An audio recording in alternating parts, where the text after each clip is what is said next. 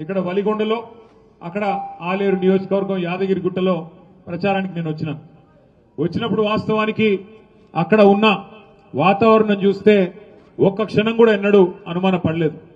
బ్రహ్మాండమైన ఉత్సాహభరితమైన వాతావరణం వలిగొండలో గాని యాదగిరిగుట్టలో గాని వేలాదిగా కార్యకర్తలు ప్రజలు తరలి వచ్చినారు.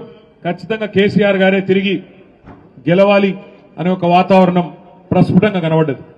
మనసులో నేను అనుకున్నది ఏమంటే నల్లగొండ జిల్లాలో ఆనాడు ఉమ్మడి నల్లగొండ జిల్లాలో ఖచ్చితంగా గెలిచే సీట్లలో ముందు వరుసలో ఉండేది ఆలేరు భువనగిరి ముందు వరుసలో ఉంటాయని చెప్పి నేను అనుకొని పోయినా.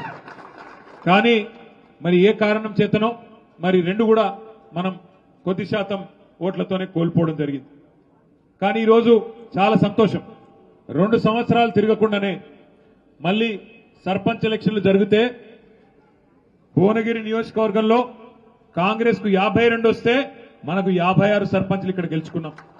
ఆలేరు నియోజకవర్గంలో 74 మంది సర్పంచ్లు గెలిచినారు.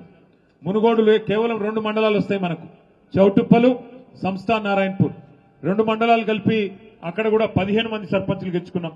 తుంగతుర్తి కూడా ఒకటే మండలం వస్తుంది మనకి, 2 ఏంటి మోత్కూరు అడ్డగూడు 2 వస్తాయి, అక్కడ 9 సర్పంచ్లు గెలుచుకున్నాం.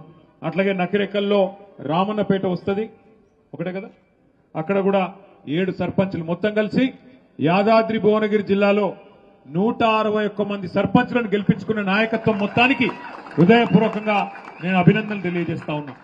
ఎందుకంటే పెద్దలు చెప్తారు, ఎక్కడ పోగొట్టుకున్న దాన్ని అక్కడనే దేవులాడుకోవాలి, అక్కడనే ఎత్తుకోవాలని చెప్తారు. 2 ఏళ్ల కింద ఎక్కడనైతే పోగొట్టుకున్నామో అధికారం, అక్కడి నుంచే తిరిగి మళ్లీ పూర్వ వైభవం ప్రారంభమైంది అనడానికి ఈరోజు ఆ యాదాద్రి లక్ష్మీ నరసింహస్వామి ఆశీస్సులతో మనం సాధించిన ఈ గెలుపే దానికి నిదర్శనం అని చెప్పక తప్పదు. ఈ గెలుపు సామాన్యమైన గెలుపు కాదు. ఇంతకుముందు సోదరుడు మాట్లాడుతూ ఒక మాట అన్నారు, పార్లమెంటు గెలుచుడు అలకగానే కానీ పంచాయతీ గెలుచుడు కష్టమని. అది నిజం కూడా. ఎందుకంటే ఎట్లెట్లా ఓట్లు తగ్గితే అట్లెట్లా ఓటు విలువ పెరుగుతుంది, ఓటు బరువు పెరుగుతుంది.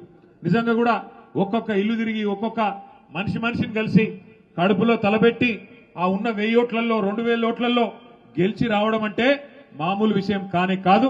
అందుకే మళ్ళొక్కసారి గట్టిగా గెలిచిన సర్పంచ్లకు ఉప సర్పంచ్లకు గట్టిగా అభినందనలు చెప్తాం. మీ గెలుపు ఇవాళ రాష్ట్రంలోని పార్టీ మొత్తానికి 1000 ఏనుగుల బలాన్ని ఇచ్చింది. సామాన్యమైన విషయం కాదు. గెలిచిన వాళ్ళు అట్లాగే దగ్గరికి వచ్చి ఓడిపోయిన వాళ్ళు ఉన్నారు, కొంత దూరంలో ఉండి ఓడిపోయిన వాళ్ళు కూడా ఉండొచ్చు. కానీ 12,800 గ్రామాల్లో పోటీ చేసి వీరోచితంగా పార్టీ కోసం గిరిగీసి బరిలో నిలబడ్డ ప్రతి ఒక్కరికి గట్టిగా చప్పట్లు కొట్టి ఒకసారి అభినందనలు చెప్పాలని చెప్పి కూడా నేను కోరుతా ఉన్నా.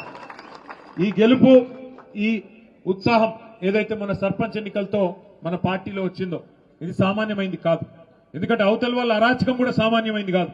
ఎన్ని రకాల ఇబ్బందులు పెట్టినారో మీ ఉమ్మడి నల్లగొండ జిల్లాలో మీరే చూసినారు. తమ్ముడు ఇప్పుడే కిషోర్ చెప్పినట్టు నూతన్కల్ మండలంలో లింగంపల్లి అనే ఊరిలో మల్లయ్య యాదవ్ అనే మన సోదరుడు, మన కార్యకర్త, ఆయన కోడల్ని వార్డు మెంబర్గా నిలబెట్టిండు. పాపం ఆయన తిరుగుతా ఉన్నాడు ప్రచారానికి. అదే ఊరిలో మన మండల అధ్యక్షుడు ఇంకో మల్లయ్య ఉంటాడు.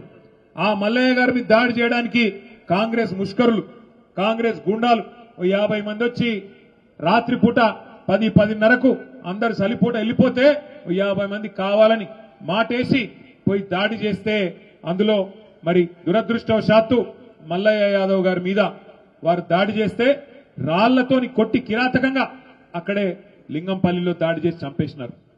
ఇది ఒక చోటనే కాదు, ఇట్లా చాలా చోట్ల చాలా దాడులు జరిగినాయి. ఇక బెదిరింపులకైతే లెక్కనే లేదు. అంత ఎంత గలీజ్ అంటే రాజకీయం ఎంత గలీజ్గా మారిందంటే కాంగ్రెస్ వచ్చినాక మనం కూడా ఉన్నాం 10 ఏళ్ళు ప్రభుత్వంలో, కానీ ఎప్పుడు ఇంత చిల్లర రాజకీయం చేయలే.